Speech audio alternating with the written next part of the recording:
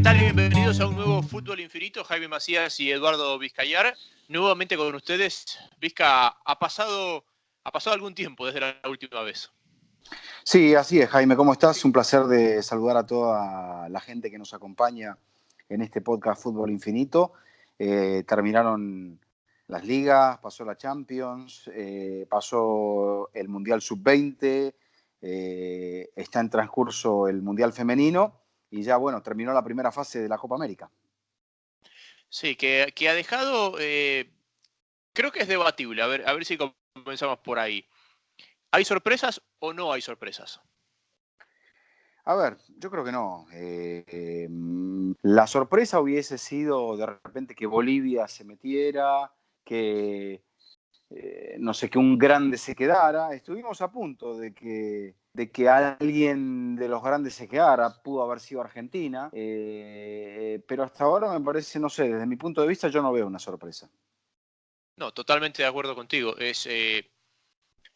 Ha sido totalmente predecible, ¿no? Porque los anfitriones, desde que no es la selección mayor de México, nadie ha clasificado, porque la historia de Bolivia y de Ecuador en estos últimos 20 años, o desde que se cambió el formato de la Copa, es deplorable, y que el resto son los 8 que siempre se han estado metiendo, con alguna sorpresa por ahí, pero son los 8 que siempre se han estado metiendo.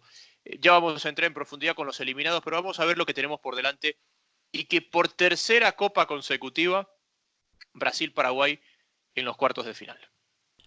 Sí, sí, bueno, exceptuando la Centenario donde Brasil no logró pasar la eliminatoria, pero bueno, vamos grupo por grupo, si te parece, Jaime. Brasil arranca bien con el VAR ayudando, bueno, no ayudando, haciendo justicia en la acción esa, en la del penal al inicio del segundo tiempo contra Bolivia.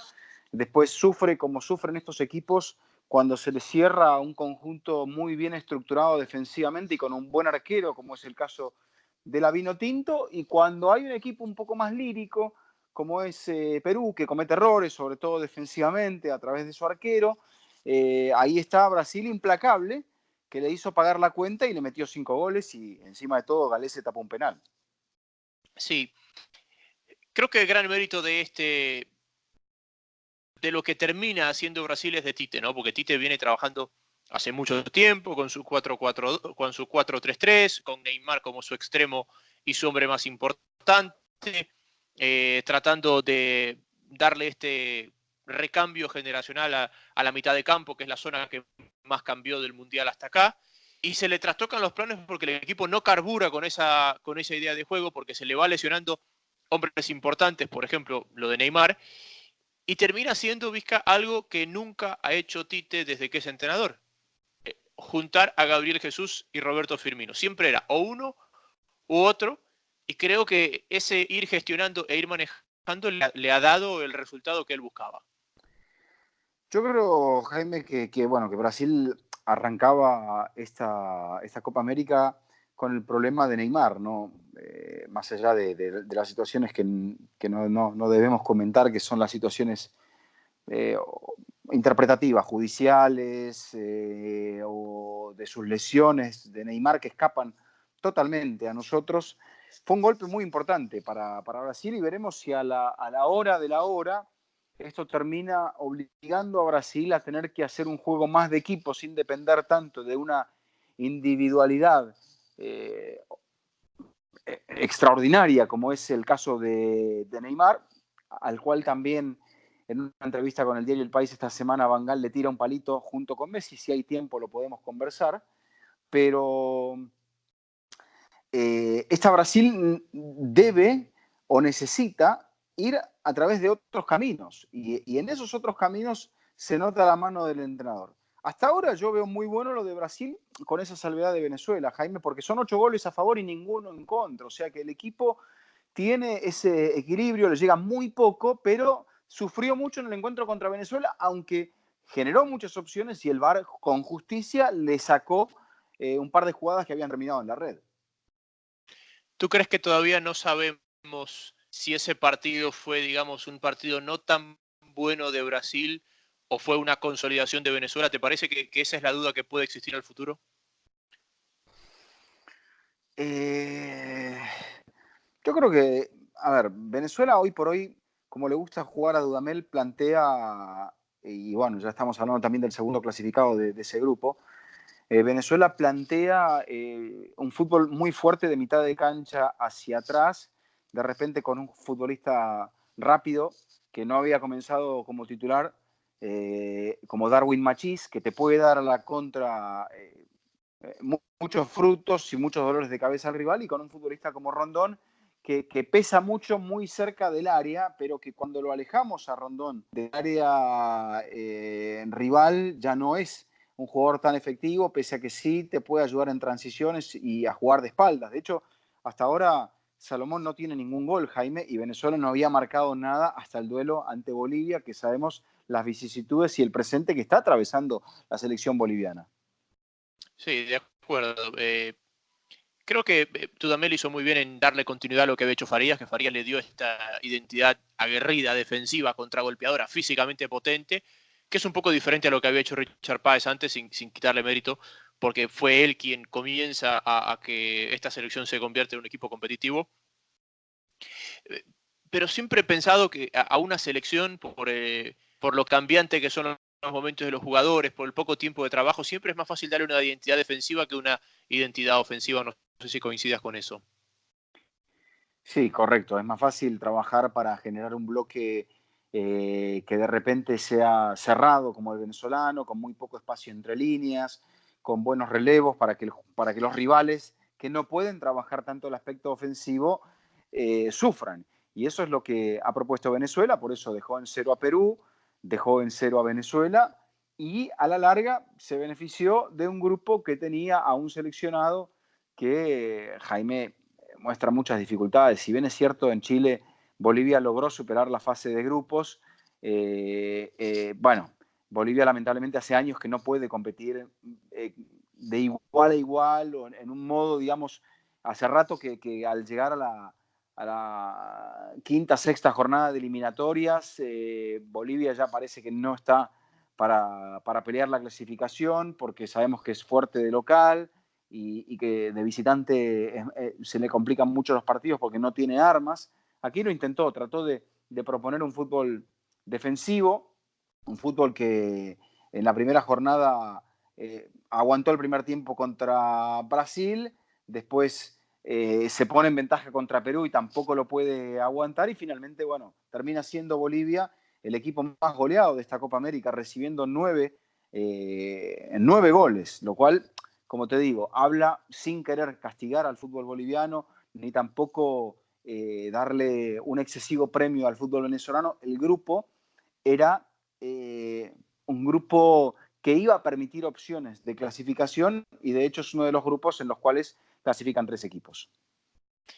Sí, también coincidimos que en los últimos 20 años es la selección que se ha quedado atrás marcadamente, porque todas las otras han tenido rachas, es decir, Ecuador ha tenido su momento bueno, su momento malo, Colombia, Chile, Perú, digamos, que son, o Paraguay, que son esas selecciones detrás de las potencias históricas, que han tenido buenos momentos y malos momentos, pero que Bolivia constantemente ha estado ahí atrás, y que es la selección que menos ha crecido, y cuando tú ves a nivel de clubes también, sus clubes cuando juegan de visitante terminan siendo goleados, es decir, es el 10º de la Conmebol de los 10 equipos que hay.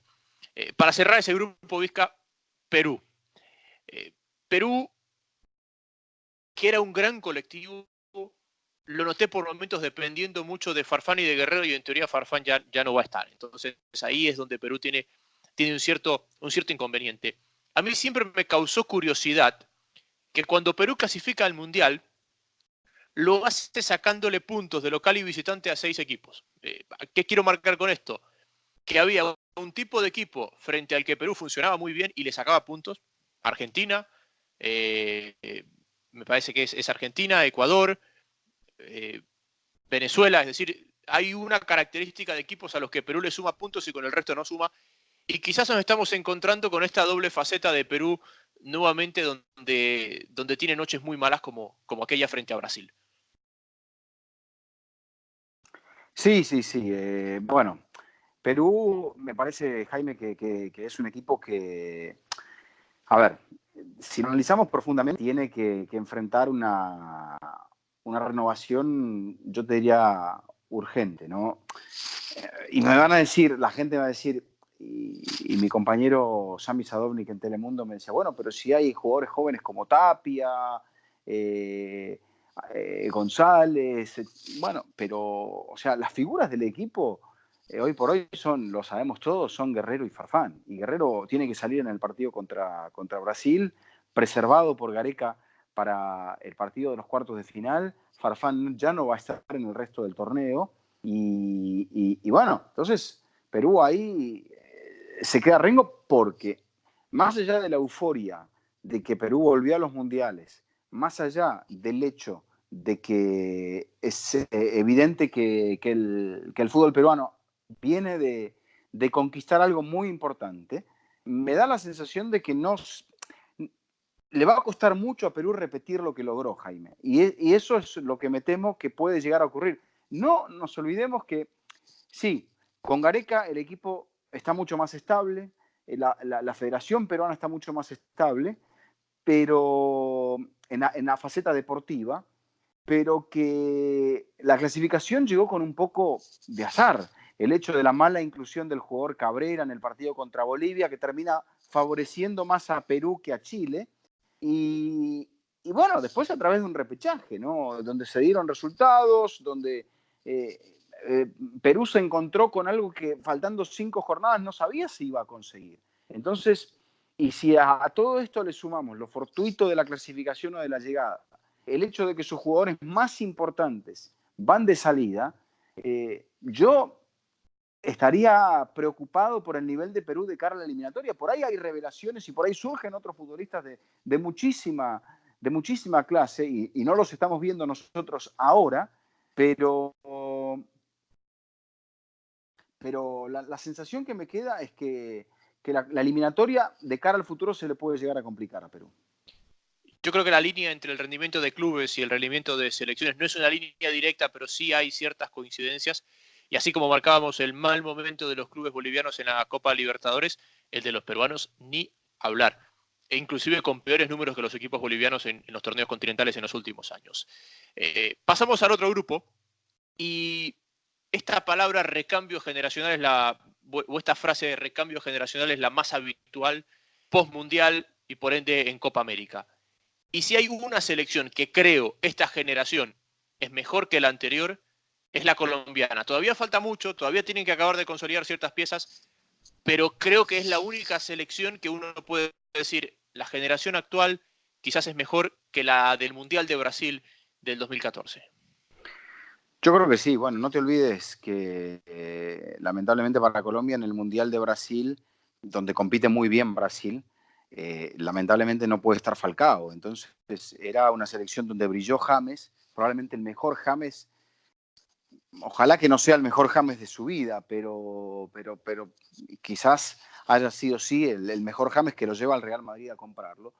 Y aparecen otros jugadores, sobre todo destaco a Cuadrado, y uno tiene que ver dónde han jugado estos futbolistas para entender la calidad que tienen dentro de todo el contexto, ¿no? Falcao fue figura en el Porto, en el Atlético de Madrid, quizás se perdió un poquito en el Mónaco, pero no tiene ningún demérito jugar en el Mónaco. James ha jugado en el Real Madrid, Cuadrado ha jugado en la Juve, Cuadrado ha pasado por el Chelsea, bueno, Falcao también por el Chelsea, por el Manchester United, aunque ahí no le fue tan bien. Pero me parece que esto, lo que viene por detrás, tiene calidad, pero para mí el análisis, Jaime, pasa más bien por el hecho del entrenador. Para mí la clave de Colombia está en el vuelo que le ha dado a este equipo Carlos Queiroz, que quizás lo saca de esas sombras de dudas en las cuales se metía a veces con Peckerman, cuando nos quedaba la sensación de que Colombia estaba para más, Colombia no proponía en los partidos. Y ahora me parece a mí que Colombia va a pelear más adelante, va a presionar más adelante, trata de jugar más cerca del arco rival que del propio, y hasta ahora no ha tenido miedo. Y es otra de las selecciones, para mí, gran candidata, porque no ha permitido goles. Tiene un muy buen ataque y tiene una muy buena defensa. A ver, con el tema de Queiroz, creo que los entrenadores, lo fundamental de un entrenador es poderle llegar al jugador.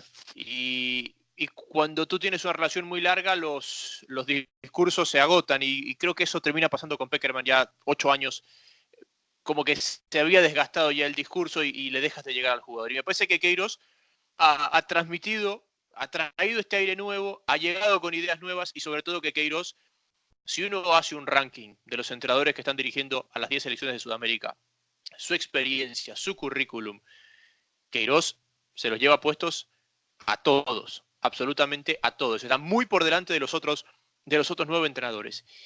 Y había una discusión en otro país. Ahí te voy a ver, el maestro Tavares dirigió a gran nivel en América, ganó la Copa Libertadores. Rueda también ganó la Copa Libertadores, clasificó a mundiales. El maestro, bueno, no le fue tan bien en el Milan, pero llegó al Milan y no llegó al Milan de casualidad. Dirigió a Boca, ha hecho una gran trayectoria con la selección uruguaya. Queiroz dirigió al Real Madrid, pero tampoco le fue bien como director técnico de esos equipos importantes. Y sí creo que lo más meritorio que logró lo consiguió en la selección iraní. Por eso yo los veo muy parecidos. Uno tiene una escuela europea y el otro tiene una escuela sudamericana. Bueno, a Portugal lo metió en el Mundial de 2010 cuando estaba a la deriva también. Es otra Sí. cosa, pero a ver, son 3 mundiales consecutivos dirigiendo desde Cristiano Ronaldo a un jugador en formación en Irán. Es decir, ha gestionado desde las mejores estrellas mundiales hasta jugadores muy lejos de la élite.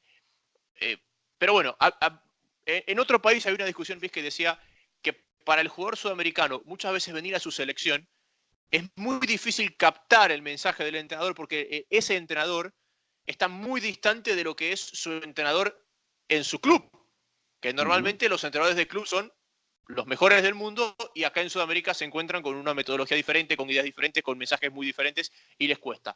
Bueno, eso ha logrado Colombia con Queiroz.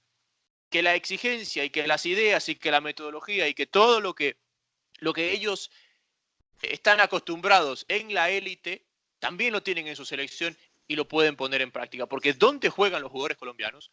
La gran mayoría juegan en la élite. Al uno lo dirige Ancelotti, al otro lo dirige Jardim, al otro viene de que lo dirija Zidane, ahora lo dirige Nico Kovac, Allegri dirige a Cuadrado. Es decir, el nombre de los entrenadores de los jugadores colombianos están bastante cercanos por delante, pero bastante cercanos a lo que es Queiroz, cosa que en otras selecciones quizás no pasa. Sí, también me parece que Colombia planteó bien los partidos. Habrá que ver si se da un hipotético choque, lo veremos más adelante, en semifinales contra Uruguay, y Uruguay plantea ese juego tan complejo, con una defensa que cierra muy bien espacios y que después adelante genera, aún cuando está acorralado, transiciones a través de dos delanteros portentosos. Contra Argentina me parece que la presión que hizo Queiroz fue muy buena porque desnudó las carencias de generación de juego argentino, sobre todo a partir de la salida de la pelota clara desde el fondo. Y el movimiento que tuvo Colombia, Jaime, hizo que Argentina se viera totalmente empequeñecida porque fue un partido en el cual con la pelota Argentina, sobre todo en el primer tiempo, no acertó casi nada a través de Agüero, a través de Di María y a través de Messi. Y creo que Colombia le planteó un partido muy europeo en el cual obligaba a Argentina a moverse mucho. Y yo digo esto, en Argentina, si de repente Messi no es un jugador que haga coberturas, que baje tanto, que persiga a los centrales, porque Messi dice, me tienen que perseguir a mí. Pero si a esa, entre comillas, displicencia le sumamos la displicencia de Agüero, ahí Colombia tenía siempre ventaja. Y eso fue lo que hizo Colombia, sacar ventaja, aunque para mí es un partido algo engañoso. Colombia mete al minuto 70 la primera en la cual remata el arco. Y esa es también la efectividad del fútbol de hoy, Jaime. Y Colombia es un equipo efectivo, Argentina es un equipo con problemas de funcionamiento, y esa efectividad colombiana, con la audacia de Carlos Queiroz, le puede terminar dando la segunda Copa América de su historia. Para cerrar con Colombia, Vizca, yo creo que Colombia tiene un jugador que ninguna otra selección tiene, que es James Rodríguez. Creo que ni Messi en Argentina llega a generar lo que genera James con la selección colombiana. Partiendo de que somos un país, un continente donde carecemos de ese tipo de mediocampista. Y además el nivel en el que juega James cuando juega con Colombia, o cómo está jugando este torneo, creo que no hay otra selección que tenga un hombre tan determinante como él, en esa posición. Sin ninguna duda, porque James tiene la calidad y tiene ese deseo de concretar con Colombia lo que últimamente con los clubes no ha podido concretar. Entonces, a esas ganas y a ese amor por la camiseta le suma un gran despliegue y creo que los 5 sentidos puestos con Colombia para brillar, para constituirse en un jugador único. Y lo hemos visto, el gol de Colombia generalmente llega a través de lo que propone James y encima de todo está muy bien complementado. Pensé que me ibas a hablar de Duván Zapata, pero bueno, lo de James también, estoy muy de acuerdo. Creo que Duván puede llegar a ser ese jugador distinto para Colombia que le pueda dar ya a los 33 años del Tigre Falcao, que le pueda llegar a dar ese gol a la selección cafetera que le posibilite ser campeón nuevamente. Argentina, Vizca. ¿Por dónde comenzamos? Y comenzamos por el entrenador, porque creo que Scaloni ha demostrado aquí todas las etiquetas que se le tiran, y yo no creo en las etiquetas, creo que estamos viviendo una época llena de etiquetas, y nos quedamos sin, al ver las etiquetas, sin tratar de entender las formas o lo que está en el fondo. Pero Scaloni tiene la etiqueta de que no tiene experiencia, de que no es un entrenador consolidado, de que no ha trabajado en primera división, menos aún que no ha ganado en primera división como entrenador. Y le apareció esta posibilidad de dirigir porque en la AFA no había otras opciones, porque todavía no había llegado Menotti al proyecto, y como arrancó más o menos bien, se quedó Scaloni. Pero esta Copa América ha dejado muy claramente en evidencia que Scaloni todavía no está preparado, que se comenta, Jaime, que los jugadores no entendieron ciertas modificaciones del entrenador con el correr del torneo. Puede ser que Argentina, a partir de sus errores, aprenda y no los repita de aquí en adelante. Pero nadie lo puede llegar a garantizar. Mágicamente, un equipo no se encuentra. Es cierto, tiene muy buenas individualidades, tiene ganas Argentina de salir de perdedora. No sé si tiene muy buenas individualidades, Vizca. Bueno, tiene, a ver, Agüero, Di María, Messi, son buenas individualidades, Paredes, Lo Celso, son buenos jugadores, Tagliafico. De repente, bueno, no están rindiendo con Argentina a nivel individual, pero en sus clubes son muy buenos jugadores. Eso no se lo podés quitar. Lautaro Martínez también es un 9 que me parece que va a ir en ascenso. Y Dybala Sí, es una individualidad también muy, muy potente, no ha tenido una Vizca, buena temporada, pero a eso me refiero, no es un equipo. no, pero todos esos nombres que tú me acabas de decir, estoy de acuerdo que son muy buenos jugadores. Uno de ellos, para muchos, es el mejor del mundo. Pero primero, no pueden jugar todos juntos, porque juegan en una misma zona del campo. Entonces, tú tienes que escoger a 3 o 4 de esos nombres que tú me acabas de dar. Pero el resto es desastroso. El resto es Sí. desastroso. Entonces, si tú tienes un equipo que primero a los mejores hombres no los puedes poner juntos porque ocupan el mismo puesto, y que en un momento donde ya hemos analizado que la prioridad de una selección es el bloque defensivo, que no lo logras consolidar, pues estás a la deriva. Porque tienes un equipo ofensivo que no genera y que defiende muy mal. Sí, no, Argentina había algo que consiguió con Martino y con Sabella. Obviamente los mejores entrenadores en muchísimo tiempo. Probablemente desde Peckerman hacia acá y contando a Bielsa también en la época de la eliminatoria, no así en el Mundial de 2002. Sabella era un hombre más de tirar el bloque bajo, de tirar el bloque hacia atrás, medio bajo. Eso era lo que le gustaba a Sabella, que se destacó mucho como entrenador y ganó una Copa Libertadores con Estudiantes de La Plata, un equipo que no tenía la necesidad de ir a proponer en el campo rival. Martino fue a Paraguay y ¿qué quiso hacer? Darle protagonismo, dar la pelota a los guaraníes. Ellos siempre la tendencia de ir hacia atrás. Martino le dijo, vamos hacia adelante, y plasmó un gran equipo con los Salvador Cabaña, los Tacuara Cardoso, los Roque Santa Cruz, Ortigosa, Aedo Valdés. Hizo un gran equipo Martino. Bueno, ya tenía esa idea futbolística con Newell's de tener, él la vivía como jugador, de ser un equipo agresivo, de ser un equipo de campo contrario. Va al Barça y también intenta eso. Y va a la Argentina y también intenta eso. Porque obviamente Argentina está muy condicionada desde hace más de 10 años por la presencia de Messi. ¿Puede jugar como juega el Barcelona? Está demostrado que no, rotundamente no. Entonces, un entrenador sensato trata de hacer lo que hace Sabela. Ya no están los Mascherano, los Biglia en su gran momento, los Banega, en fin. Entonces Argentina tiene que ir o pensar en ir de atrás hacia adelante. Y ahí está lo que Scaloni no logró visualizar. Que si él arma un equipo de atrás hacia adelante, de repente puede llegar a destacarse, como hace Colombia, con James, con Zapata, lo que hace Uruguay, con Cavani, con Suárez, pero tiene que responder la otra parte del equipo. Y para ello tiene que haber una idea y tiene que haber un gran compromiso con el aspecto colectivo del juego. ¿Tú piensas que esto se soluciona con Scaloni? O sin Scaloni, perdón. ¿O es algo más de fondo? Porque yo lo que veo es que hay esta generación de jugadores argentinos, hay muy poco que destacar en otras zonas del campo. Ya sacando a Dybala, a Lautaro, a todos los ofensivos que van a ser el recambio de Messi, de Di María y todos ellos. Pero para atrás, ni veo con un potencial de crecimiento a los que están, ni veo a nadie que se haya quedado fuera que digamos, bueno, este quizás a futuro puede ser el hombre.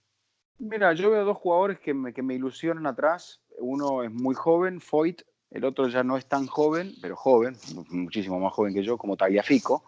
Creo que Argentina debe consolidar la posición de lateral derecho, debe tratar de consolidar un marcador central que juegue con Foyt, aunque es mucha responsabilidad tirarle a un chico como Foyt el hecho de ser titular en Copa América. Pero bueno, Maradona, bueno, era Maradona. A los 20 años ya era titular en la selección argentina. James también empezó a ser titular en Colombia muy joven. Pero bueno, yo creo que esta situación donde hay un vacío en la formación del futbolista argentino desde hace varios años para acá, va a haber que taparlo de algún modo, o ya sea con jugadores con oficio o con jugadores con condiciones que se tengan que hacer en el camino. Si puede sobrevivir Scaloni tiene la posibilidad, Jaime, de hacer un máster en esta Copa América. Y puede ser que, no sé, encuentre el equipo, que de repente en la inspiración de sus futbolistas le haga un gran partido a Venezuela, hipotéticamente se encuentre con Brasil y ahí a suerte y verdad, quién sabe lo que puede llegar a pasar. Pero tiene que, para mí, Scaloni para quedarse va a tener que ganar la Copa América. Te propongo ir a al segundo lado del dibujo y hablar de lo que viene por el otro lado, que tenemos ese duelo entre Colombia y Chile y el duelo entre Uruguay y Perú. Sí, sí, perfecto. Me parece que por ahí podemos cerrar. Antes que nada, simplemente lo anecdótico que Paraguay en las últimas 3 Copa América, estamos obviando la Centenario, ganó un partido, jugó una final, una semifinal y está en cuartos de final. Me parece un hecho más que anecdótico y que habla un poco las deficiencias del torneo. Sí. Clasifican 8 de 12, o sea, va a pasar que alguien se meta ahí.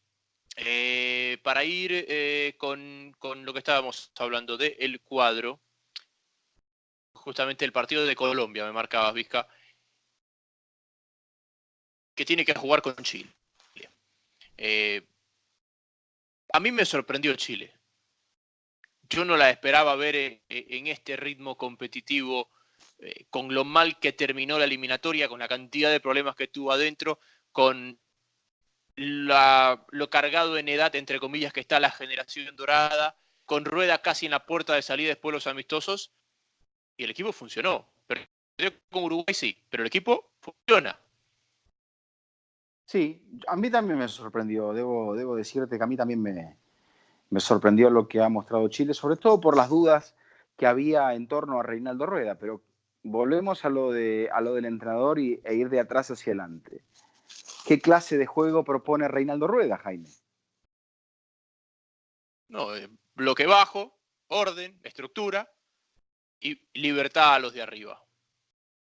Y bueno, si encima de todo se encuentra con futbolistas, que volvemos al tema de James, como los chilenos, que pueden estar en un presente no muy bueno, se ponen la camiseta roja y parece que se transforman. Y encima de todo, Chile llegaba con este problema del arquero y la verdad que hasta ahora me ha gustado mucho Arias porque es alto, tiene buenas condiciones, tiene buenos reflejos y transmite mucha seguridad. Entonces, yo veo una selección chilena que de repente sigue sin ese hipercrack, por ahí ese hipercrack sea Arturo Vidal, pero que como equipo es muy duro, es muy difícil ganarle. Y ahora, bueno, yo creo que de los choques de cuartos de final es el choque más parejo de todos, es entre Colombia y Chile.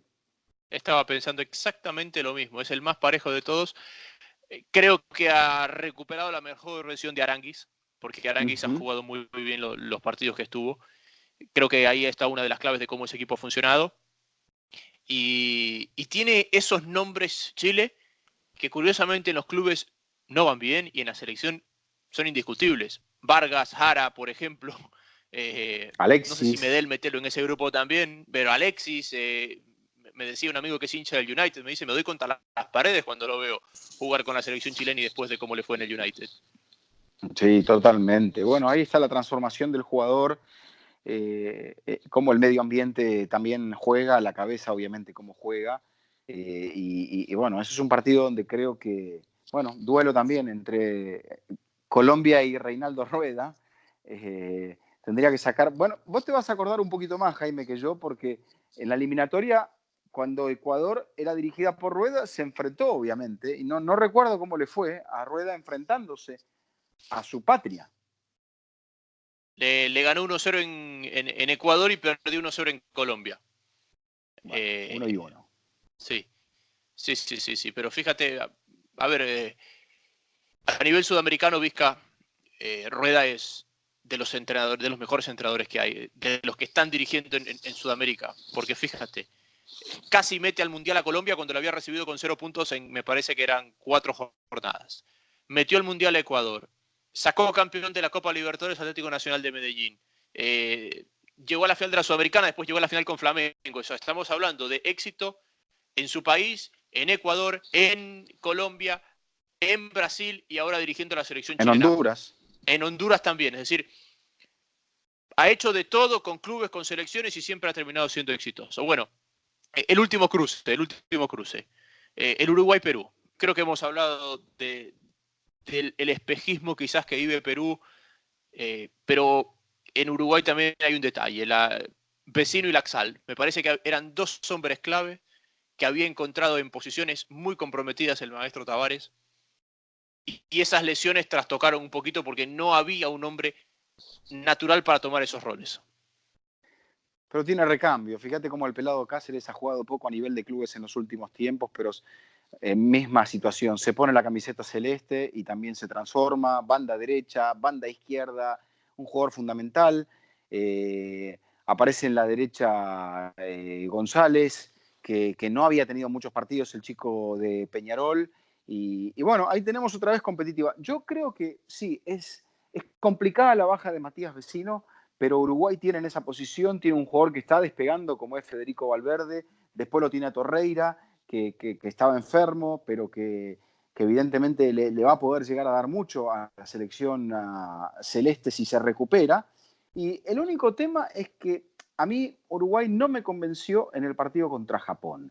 Como que a Uruguay se le atraganta todavía esa circunstancia de tener que ser protagonista del partido, que cuando tiene que esperar, defender, correr, meter, dársela a Suárez y a Cavani para tratar de encontrar algo, Uruguay no tiene ningún problema. Cuando trata de tocar la pelota y de jugar a otra cosa, es allí donde todavía le sigue costando. Y bueno, si Uruguay entiende eso y es capaz de encontrarse en los partidos en ventaja, Jaime, yo creo que va a ser muy difícil sacar a Uruguay de esa zona. Pero tenía que ganarle el partido a Chile para evitar a Colombia. Y ahí está. Fíjate cómo aparece Uruguay y aparece con un cabezazo magistral de Cavani. Sí, nos estamos yendo un poquito largo. Concluyamos con Ecuador, que es la única selección que no hemos analizado. Un solo punto, Vizca.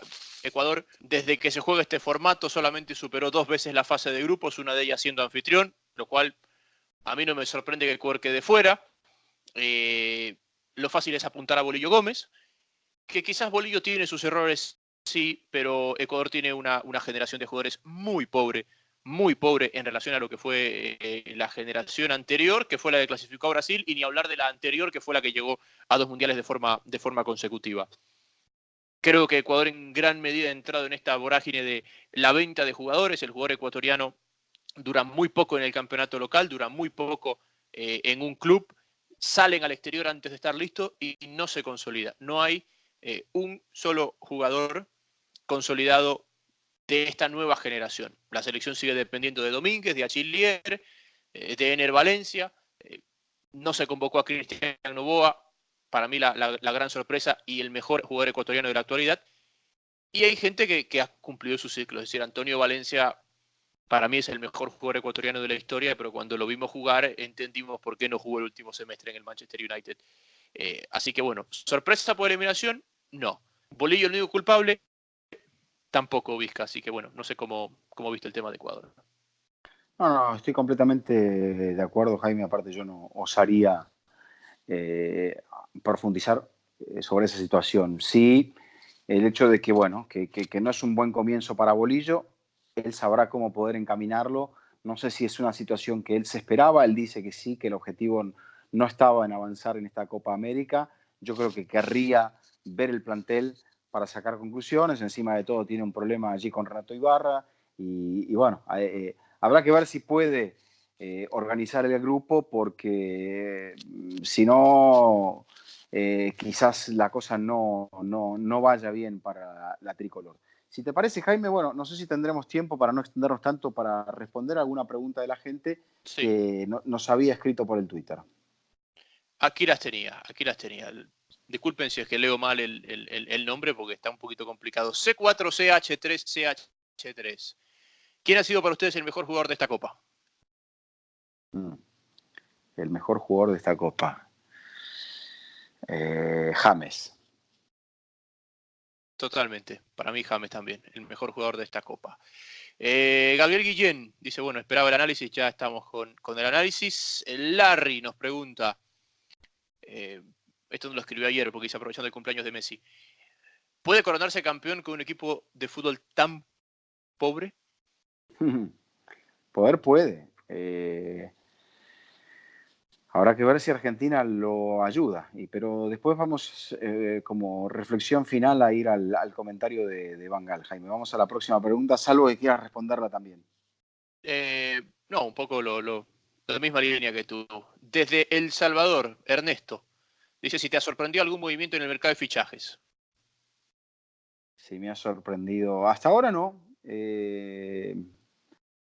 La verdad que no he visto ninguna sorpresa. Veremos qué ocurre con Griezmann, qué ocurre con Neymar, pero de momento me ha sorprendido la salida de Benítez. Me pregunto a dónde irá Benítez. ¿Será que va a un club importante que se ha quedado sin entrenador? Sí. Y sorpresa será si llega Mourinho. Germán, desde Nueva York. ¿Está Colombia para ganar la Copa América? Creo que lo analizamos, Vizca, ¿verdad? Yo diría que sí. Después nos escribe Lenin García desde Buenos Aires, Argentina. Y nos pregunta cuáles son las 3 claves del éxito de la selección uruguaya. Tavares, el compromiso y los grandes futbolistas que tiene, para mí. Sí, igual leer la última de Robbie desde El Salvador. ¿Qué posibilidad tienen Perú y Paraguay en estos duelos de eliminación directa? Me parece que lo marca porque creo que con el análisis coincidíamos que son los dos más débiles de los 8. Y yo veo una selección peruana que no está en el mismo nivel que, por ejemplo, tuvo en el Mundial, lamentablemente. Vulnerable ofensivamente, sin Farfán, pero tiene un gran entrenador como Gareca. En el caso paraguayo, bueno, ya lo mencionaste, Jaime, desde Jamaica, creo que son 10 partidos que no gana Paraguay en el 2015. Yo creo que la estructura del fútbol de Paraguay está evidenciando que no se ha trabajado bien en los últimos años la vuelta también de jugadores como que ya están en sus 30 y pico al fútbol guaraní, caso de Santa Cruz, caso de Cardoso y de Tacuara, y que no venga alguien por detrás que sea capaz de llenar ese espacio, bueno, habla de por qué Paraguay en los últimos tiempos ha dejado de ser protagonista. Bueno, ahí cerramos las preguntas. Para otro día leemos más preguntas. Van Gaal. Bueno, hay 4 cosas de Van Gaal que me parecieron muy, bueno, todo lo que dijo Van Gaal me pareció muy profundo. Primero, yo creo que Van Gaal es uno de esos teóricos del fútbol que tuvo un gran éxito como entrenador, más en el principio que en el final de su carrera, sobre todo con aquel Ajax de los años 90. Con el Barça ya le costó y después, bueno, no, me parece que ya con el Bayern por ahí un poquito, pero no lo pudo sacar campeón de la Champions. Con el United tampoco le fue tan bien. Llega con Holanda a una semifinal de Copa del Mundo. Pero que le ha resultado difícil llegar al jugador. Sin embargo, eso no significa que él no tenga una buena capacidad para leer el fútbol. Lo que dicen Neymar y Messi me parece muy correcto y muy cierto. O sea, estamos priorizando lo individual y nos estamos olvidando del espíritu colectivo. Sobre todo, Jaime, para mí, en una selección o en una expresión futbolística como es la holandesa, que ha cultivado el aspecto o el término del fútbol total, o sea, el fútbol de todos los jugadores, no de toda la gente. Sí, totalmente. Y justamente veía hace poco, me parece que te lo comentaba, el documental de Take the Ball, Pass the Ball, habla del Barça de Guardiola. Y ese es el ejemplo claro de lo que habla Van Gaal. Y es el ejemplo claro de cuando Van Gaal dice, eh, Guardiola fue el único que logró incorporar a Messi al equipo y no que el equipo se incorpore a Messi. Me parece que esa es la cita textual. Por ahí alguna palabra de más, alguna palabra de menos. Correcto. Y a medida que tienes estas mega estrellas y que están acostumbradas un poco a que los equipos se armen alrededor de ellos, quien más lo sufre son sus selecciones en esa comparativa. Porque lo normal es que un club siempre tenga más talento, o el club que tiene a uno de los grandes jugadores del mundo siempre tenga más talento que lo que tiene su selección. Analizábamos antes el éxito de las elecciones en base a un bloque bajo y una buena estructura defensiva para que las grandes individualidades puedan resolver arriba, que es la característica de las selecciones que han tenido éxito en los últimos años. La Francia campeona del mundo, por ejemplo, de ahí hay excepciones, pero esas excepciones, Vizca, como Holanda, como España, tenían una gran base de un mismo club y de un club colectivo, que simplemente era retocada con nombres de otros equipos. Totalmente. Yo creo que es allí donde también Van Gaal me parece que dan la tecla con lo que es el fútbol de hoy, el fútbol a partir de, de la generación desde los propios centrales. ¿Y por qué va a ocurrir esto? Porque creo que estamos en una época donde decimos quiénes son los jugadores que menos habilidad tienen. Y generalmente se decía, bueno, el medio centro, un lateral, un marcador central. ¿Por qué? Porque lo primero que tienen que hacer es marcar. Y Van Gaal, a través de esta transformación que él explica, dice, las posiciones más importantes serán esas. ¿Por qué? Dentro del fútbol, obviamente, que él concibe. Porque es allí donde comienza la jugada. Y él prioriza dónde la jugada comienza y no tanto dónde termina. Los finalizadores siempre van a existir y se puede llegar a finalizar al espacio de cabeza con habilidad, en una maniobra individual, en una maniobra de toque, pero él le pone el énfasis a la estructura a la construcción de la jugada a partir de la estructura desde atrás. Y eso me parece que también tiene una contrapartida, Jaime, que es el hecho de que los delanteros sean los primeros que tienen que ir a presionar. Y si esos jugadores, ahí es donde se va a plantear el duelo más interesante en un fútbol que va a seguir teniendo de las vertientes que esperan y de las vertientes que salen a proponer con la pelota desde el fondo. Quizás me estoy yendo por las ramas, pero se me acaba de ocurrir. ¿Tú crees que esta nueva norma de que el arquero puede sacar de arco a un jugador dentro de su propia área es para priorizar o para favorecer, entre comillas, a este nuevo fútbol moderno, es decir, para que si un equipo quiere salir tocando desde atrás, pueda hacerlo de una forma más segura que esperando al borde del área para recibir el balón. Yo creo que eso totalmente. Bueno, me parece que es una norma que beneficia al equipo que quiere salir tocando, porque le permite tener ese primer control con un cierto aire para pensar la jugada, para devolvérselo al arquero en corto, para que haya otro central metido dentro del área y que a partir de ahí generen un triángulo. ¿Y qué es lo que va a generar ese triángulo? Que bueno, que te vengan a presionar dentro del área y que se abran espacios en otros sectores de la cancha. Por ejemplo, si se genera eso, todo el bloque tiene que ir hacia adelante y, por ejemplo, en una patada larga del arquero, este puede terminar habilitando a alguien porque tranquilamente puede llegar a 3/4 de cancha, Jaime. Entonces, yo creo que ahí podemos estar viendo un cambio en la norma que va a terminar beneficiando a los equipos que juegan desde abajo. Sí, así que eso. No sé si nos queda algo, Vizca. Creo que la falta de podcast nos ha hecho hablar 45 minutos. Bueno, lamentablemente se nos ha ido de las manos, pero bueno, vamos a tratar de regresar sobre el final de la Copa América para terminar la discusión y ver quién es quién y dónde está cada uno al cabo de esta competencia. Ha sido un gusto, Vizca, como siempre, y esperamos que también lo haya sido para ustedes y gracias por acompañarnos, Vizca.